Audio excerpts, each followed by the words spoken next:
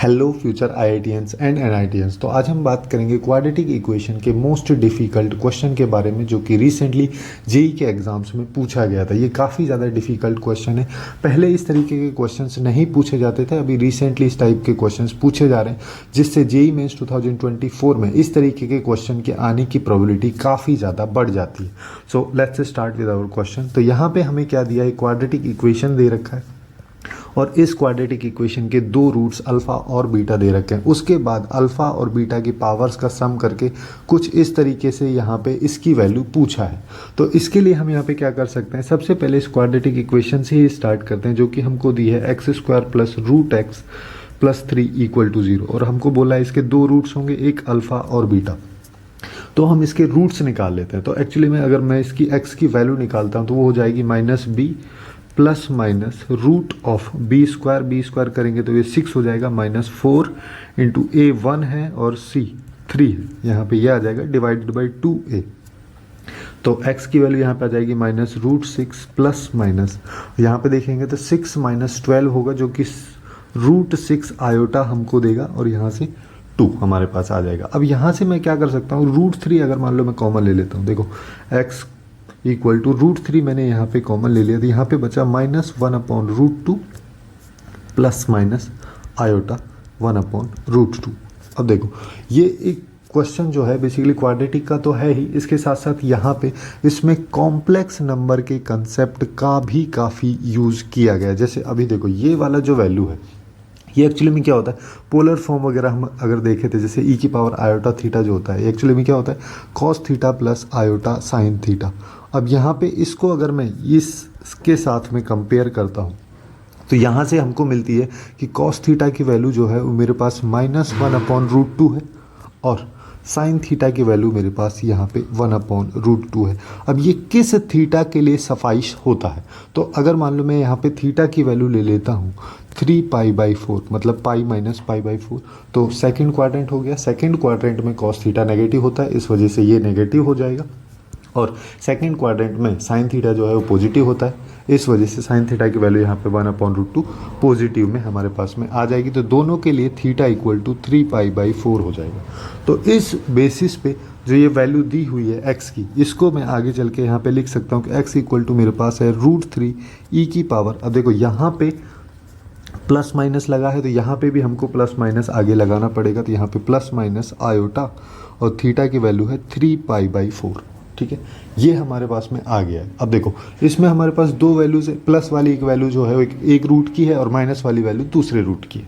तो यहाँ पे हम क्या करते हैं कि जैसे क्वेश्चन में जो हमको दिया है, यहाँ पे क्वेश्चन में हमको क्या दिया है, अल्फा की पावर 23 प्लस बीटा की पावर 23 प्लस अल्फा की पावर 14 प्लस बीटा की पावर 14, और ऐसे ही इन सब का पावर्स का सम नीचे दे रखा है, दोनों को डिवाइड करना है।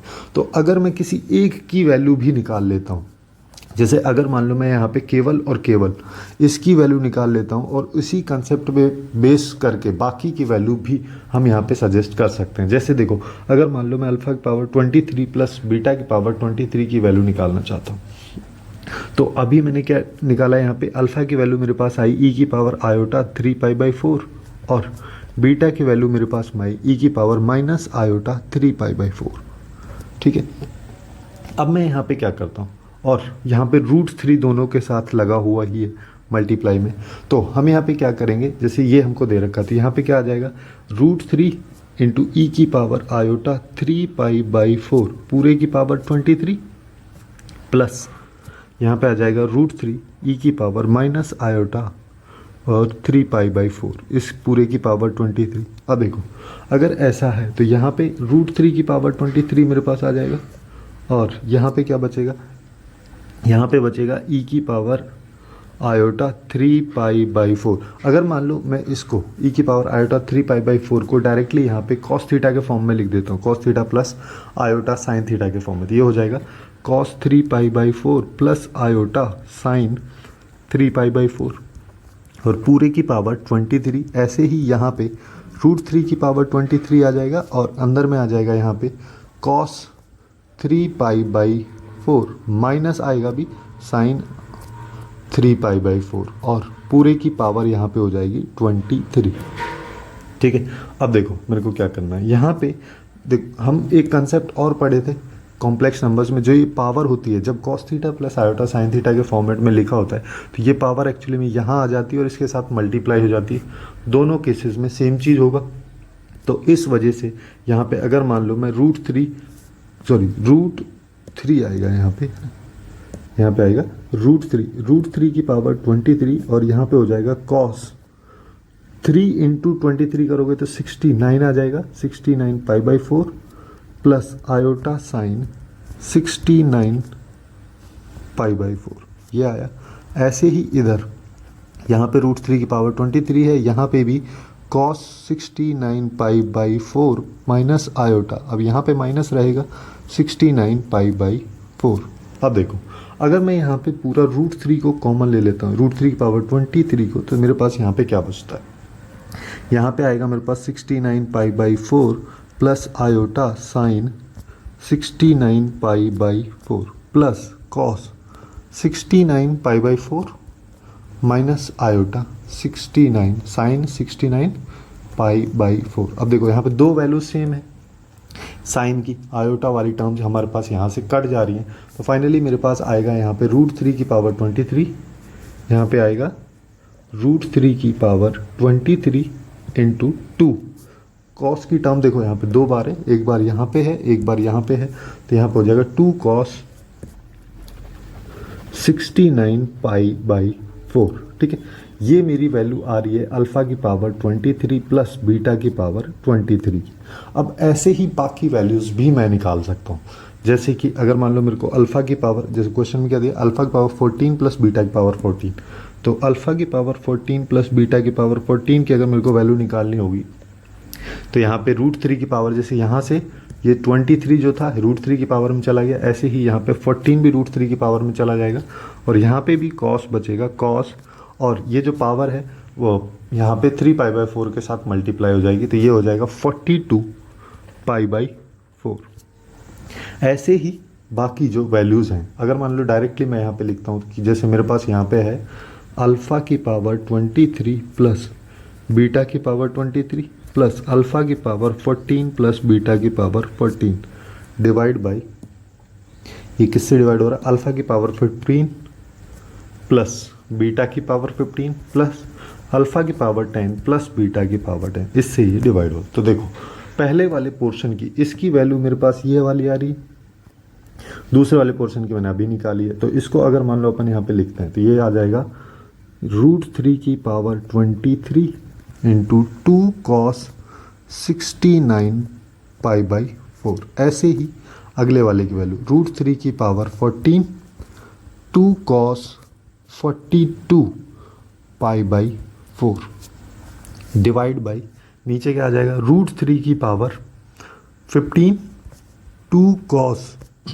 अब 15 को 3 पाई बाई 4 से मल्टीप्लाई करेंगे तो हमारे पास आएगा 45 पाई बाई 4 और प्लस अगले वाले में आ जाएगा रूट 3 की power 10 into 2 cos, 3 pi by 4 को 10 से मल्टीप्लाई करेंगे 30 पाई बाई 4।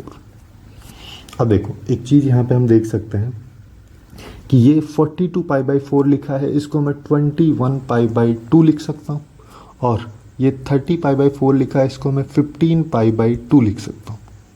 ठीक है, अब ये है एक्चुअली में ऑड नंबर पे पाई बाई 2 की वैल्यू, तो कॉस पाई बाई 2 की वैल्यू हमेशा ज़ीरो होती है, तो ऐसी सिचुएशन में कॉस की वैल्यू यहाँ पे ज़ीरो हो जाएगी, तो ये अल्टीमेटली पूरे की वैल्यू ज़ीरो हो जाएगी और इस पूरे की वैल्यू भी ज़ीरो हमारे पास में आ जाएगी।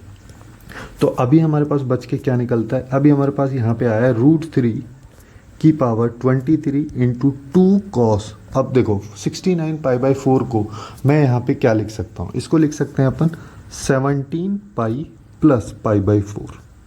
ठीक है, ऐसे ही नीचे यहाँ पे क्या आ जाएगा, नीचे यहाँ पे आएगा रूट 3 की power 15 into 2 cos 45 pi by 4 को मैं क्या लिख सकता हूँ यहाँ पे 11 pi plus pi by 4, 11 pi plus pi by 4। अब देखो क्या क्या कैंसिल हो जाए, यहाँ से ये गया रूट 3 की पावर 15 नीचे है 23 ऊपर है, तो मेरे पास यहाँ पे कट के बचेगा रूट 3 की पावर 8।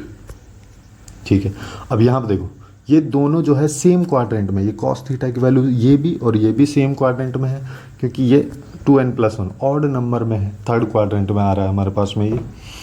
है ना। थर्ड क्वाड्रेंट में हमें क्या पता है कॉस थीटा नेगेटिव होता है, बट दोनों की वैल्यू हमेशा सेम आएगी और सब कुछ मल्टीप्लाई में है, तो ये वैल्यू इस वैल्यू को कैंसिल कर देगी।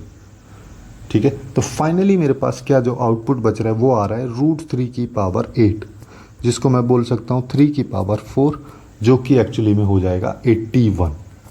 तो इस क्वेश्चन का जो करेक्ट आंसर है वो यहाँ पे आ जाएगा 81।